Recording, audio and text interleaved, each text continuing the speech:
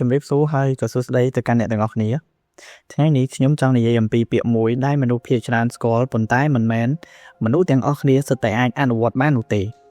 ពាក្យដែលមើលទៅសាមញ្ញប៉ុន្តែមានអំណាចហើយអាចផ្លាស់ប្ដូរជីវិតមនុស្សបានយ៉ាងអស្ចារ្យយ៉ាងធំសម្បើម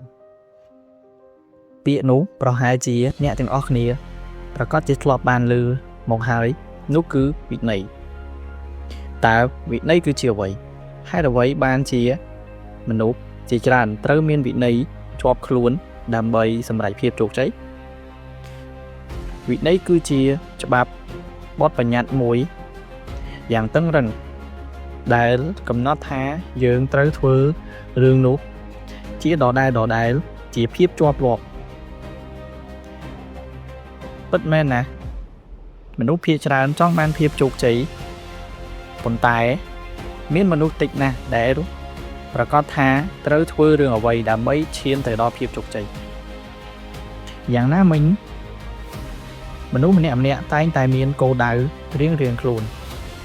ហើយពួកគេតែងតែកំណត់ផ្លូវដើរទៅតាមវិធីសាស្ត្រនិងយុទ្ធសាស្ត្ររបស់ពួកគេម្នាក់ដើម្បីឈានទៅរកភាពជោគជ័យវាជាការពិតណាស់យើងត្រូវខិតខំប្រឹងប្រែងនិងអត់ធ្មត់ហើយលើសពីនេះទៅទៀតគឺយើងត្រូវការវិន័យដើម្បីជួយបំពេញនៅចន្លោះខ្វះខាតដែលនាំឲ្យយើងឈានទៅរកភាពជោគជ័យសូមសួរខ្លួនឯងបន្តិចថាតើអ្នកធ្លាប់មានគោលដៅដែរឬទេតើអ្នកធ្លាប់សន្យាជាមួយនឹងខ្លួនឯងថាថ្ងៃស្អែកខ្ញុំនឹងចាប់ផ្ដើមវាហើយថ្ងៃស្អែកមានប៉ុន្មានដងដែលមកដល់នោះនេះគឺជារឿងពិតនៃជីវិតរបស់មនុស្សភាគច្រើនយើងមិនបរាជ័យដោយសារតែយើងខ្វះសមត្ថភាពនោះទេប៉ុន្តែពេលខ្លះយើងបរាជ័យដោយសារតែយើងខ្វះវិន័យផ្ទាល់ខ្លួនវិន័យគឺជាស្ពានរវាងគោលដៅនិងសកម្មភាពវិន័យគឺជាអ្វីដែលយើងត្រូវធ្វើបើទោះបីជាយើងមានអារម្មណ៍ថាមិនចង់ធ្វើវាក៏ដោយបើទោះបីជាយើងមានអារម្មណ៍ថាហត់នឿយប៉ុន្តែយើងមិនអាចរស់នៅដោយខ្វះវិន័យបាននោះទេមនុស្សជោគជ័យមិនមែនជាមនុស្សដែលតែងតែបញ្ចេញមនោសញ្ចេតនាខ្លាំងទេពួកគេតែងតែមានការលើកទឹកចិត្តដល់ខ្លួនឯងជានិច្ចពួកគេតែងតែធ្វើសកម្មភាពដដែលសកម្មភាពតូចពួកគេធ្វើអ្វីដែលត្រូវធ្វើជារៀងរាល់ថ្ងៃដោយមិនចាំបាច់មានអារម្មណ៍ឬមានអ្នកលើកទឹកចិត្តពួកគេនោះទេសូមគិតអំពីរឿងនេះមួយនៅពេលដែលយើងមានអារម្មណ៍ល្អយើងនឹងធ្វើការនៅពេលដែលយើងមានអារម្មណ៍មិនល្អយើងនឹងឈប់ធ្វើការប៉ុន្តែចំពោះវិន័យកុំឲ្យអារម្មណ៍មកគ្រប់គ្រងទៅលើសកម្មភាពឬជីវិតរបស់អ្នកត្រូវតែដើរទៅតាមវិន័យឬបទបញ្ញត្តិដែលបានកំណត់ទុកវិន័យបាននិយាយថាបើទោះបីជាថ្ងៃនេះយើងលំបាកក៏ដោយយើងនឹងធ្វើវាឲ្យបានល្អទោះបីមិនទាន់ឃើញលទ្ធផលភ្លាមក៏យើងត្រូវតែបន្តខិតខំប្រឹងប្រែងដើរទៅមុខកុំឈប់និងមិនបោះបង់មនុស្សជាច្រើនចង់ឃើញលទ្ធផលឆាប់ដូច្នេះហើយទើបពួកគេឆាប់បោះបង់ប៉ុន្តែដំណើរជីវិតមិនដូច្នោះទេយ៉ាងណាមិញភាពជោគជ័យប្រៀបដូចបីជាការដាំដើមឈើមួយដើមដែលអ្នកមិនអាចដាំថ្ងៃនេះហើយបានផ្លែផ្កាស្អែកនោះទេការដាំដើមដូងមួយដើមគឺត្រូវការរយៈពេល1ឆ្នាំទៅ3ឆ្នាំហើយយើងត្រូវធ្វើការស្រោចទឹកដាក់ជីនិងមើលថែទាំវាជារៀងរាល់ថ្ងៃដើម្បីអាចសម្រេចទទួលបានផ្លែផ្កាដែលយើងចង់បានពេលខ្លះយើងមានអារម្មណ៍ថាការខិតខំរបស់យើងមិនមានន័យឬដូចគ្មានផលប្រយោជន៍អ្វីសោះប៉ុន្តែយើងចូលជឿជាក់ថាកុំឈប់ខិតខំប្រឹងបន្តលទ្ធផលនឹងកើតឡើងបើទោះបីជាពេលនេះយើងមិនទាន់បានទទួលបានលទ្ធផលអ្វីក៏ដោយចូលអ្នកជឿជាក់ថាការខិតខំរបស់អ្នកនៅថ្ងៃនេះនឹងទទួលបានលទ្ធផលនៅថ្ងៃខាងមុខដោយហេតុថាវិន័យវាមិនមែនជាសកម្មភាពឬបេសកកម្មធំទេប៉ុន្តែចូលកំណត់នៅវិន័យតូចៗសម្រាប់ខ្លួនឯងទើបធ្វើឲ្យយើងអាចទទួលបានជោគជ័យ ពីនៃតូចៗទាំងនោះមានដូចជាការគោរពពេលវេលាចំពោះខ្លួនឯងដល់ម៉ោងទៅគឺទៅដល់ពេលធ្វើគឺត្រូវតែធ្វើដូចជាការភ្ញាក់ពីព្រលឹមបើយើងបានកំណត់គោលដៅនៅថ្ងៃព្រឹកបន្ទាប់ថាយើងនឹងក្រោកនៅម៉ោង5ដូច្នេះនៅម៉ោង5គឺយើងត្រូវតែក្រោកបើយើងកំណត់ថាក្នុងមួយថ្ងៃយើងត្រូវអានសៀវភៅយ៉ាងតិចណាស់30នាទីដូច្នេះហើយយើងត្រូវតែធ្វើឲ្យបានក្នុងការអានសៀវភៅយ៉ាងតិច30នាទីបើយើងកំណត់ថាក្នុងមួយថ្ងៃយើងត្រូវហាត់ប្រាណរយៈពេល1ម៉ោងដូច្នេះហើយពេលដែលដល់ពេលយើងត្រូវតែកំណត់និងធ្វើការហាត់ប្រាណរយៈពេល1ម៉ោងការគ្រប់គ្រងពេលវេលាការគ្រប់គ្រងទម្លាប់និងការគ្រប់គ្រងចិត្តខ្លួនឯង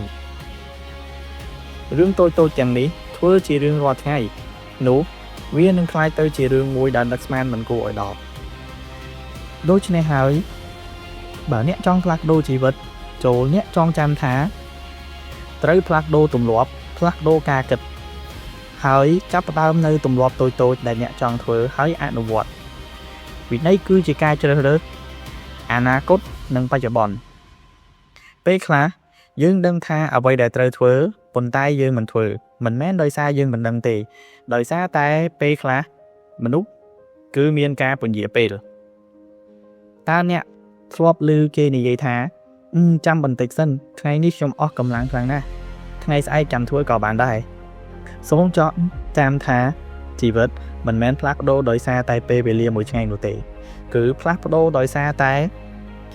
យើងធ្វើនៅថ្ងៃនេះម្ដងបន្តិចរហូតទៅក្លាយជាវិន័យផ្ទាល់ខ្លួនវិន័យគឺជាការយកឈ្នះខ្លួនឯងមិនមែនជាការប្រកួតប្រជែងនោះទេសត្រូវដ៏ធំរបស់យើងមិនមែនជាមនុស្សផ្សេងទេប៉ុន្តែសត្រូវដ៏ធំរបស់យើងគឺជាភាពខ្ជិលច្រអូសការពន្យាពេលការសង្ស័យលើខ្លួនឯងនិងការខ្វះខាតការគ្រប់គ្រងខ្លួនឯងនិងការគ្រប់គ្រងពេលវេលាហើយខ្ញុំជឿជាក់ថានៅពេលដែលអ្នកមានវិន័យអ្នកនឹងក្លាយទៅជាមនុស្សដែលយកចិត្តទុកដាក់ហើយជាមនុស្សម្នាក់ដែលមានឥទ្ធិពលជាមនុស្សម្នាក់ដែលធ្វើអ្វីតែងតែសម្រេចអ្នកសន្យាជាមួយខ្លួនឯងហើយត្រូវតែធ្វើឲ្យបានវិន័យក៏ជួយយើងឲ្យឆ្លងកាត់នៅការលំបាកពីព្រោះមិនមែនសុទ្ធរាល់ថ្ងៃសិតតែជាថ្ងៃល្អរបស់យើងនោះទេមានថ្ងៃដែលយើងធុញមានថ្ងៃដែលយើងអស់កម្លាំងមានថ្ងៃដែលយើងចង់បោះបង់ប៉ុន្តែវិន័យគឺជាកម្លាំងនាំមុខយ៉ាងធំរបស់យើងបើថ្ងៃណាមួយអ្នកមានអារម្មណ៍ថាអស់កម្លាំងប៉ុន្តែអ្នកនឹកឃើញដល់វិន័យរបស់ខ្លួនដែលត្រូវធ្វើនៅថ្ងៃនេះហើយសកម្មភាពដែលយើងបានកំណត់ទុកថាថ្ងៃនេះយើងត្រូវតែធ្វើអ្វីដូច្នេះហើយបើទោះបីជាយើងអស់កម្លាំងឬគ្មានអារម្មណ៍ធ្វើក៏ដោយក៏យើងត្រូវតែអនុវត្តទៅតាមវិន័យនិងបទបញ្ញត្តិដែលយើងបានព្រៀងទុកចូលចងចាំថាអ្នកមិនចាំបាច់ល្អឥតខ្ចោះនោះទេអ្នកគ្រាន់តែត្រូវមានភាពស្មោះត្រង់ជាមួយខ្លួនឯងទៅបានហើយដូច្នេះចាប់ផ្ដើមនៅរឿងតូចៗកុំចាប់ផ្ដើមនៅរឿងធំពេកហើយកុំដាក់សម្ពាធឲ្យខ្លួនឯងខ្លាំងពេកចូលចាប់ផ្ដើមម្ដងមួយជំហានមួយថ្ងៃម្ដងនោះវានឹងល្អប្រសើរឡើងម្ដងបន្តិចតើជីវិតដែលអ្នកចង់មើលឃើញនិងចង់បាននឹងទៅជាយ៉ាងណាហើយមនុស្សប្រភេទណាដែលអ្នកចង់ក្លាយជាដើម្បីឈានទៅដល់វាភាពជោគជ័យមិនមែនជារឿងចៃដន្យទេវាជាលទ្ធផលនៃជំរើសជាប្រចាំថ្ងៃបើអ្នកមានវិន័យផ្ទាល់ខ្លួននោះអ្នកនឹងមានភាពជោគជ័យខ្ញុំសូមអរគុណដល់អ្នកទាំងអស់គ្នាដែលបានចំណាយពេលនិងយកចិត្តទុកដាក់ស្ដាប់នៅ podcast មួយនេះហើយខ្ញុំសង្ឃឹមថាអ្នកទាំងអស់គ្នានឹងទទួលបាននូវផលប្រយោជន៍និងចាប់ផ្ដើមនៅអ្វីដែលថ្មីធ្វើឲ្យជីវិតកាន់តែល្អប្រសើរចូលចាំថាអ្នកមានវិន័យគឺអ្នកមានភាពជោគជ័យ 50% បានទៅហើយដូច្នេះចូលចាប់ផ្ដើមវាឥឡូវនេះកុំចាំពេលក្រោយពីព្រោះថ្ងៃស្អែកមិនមានច្រើនដងទេសូមអរគុណ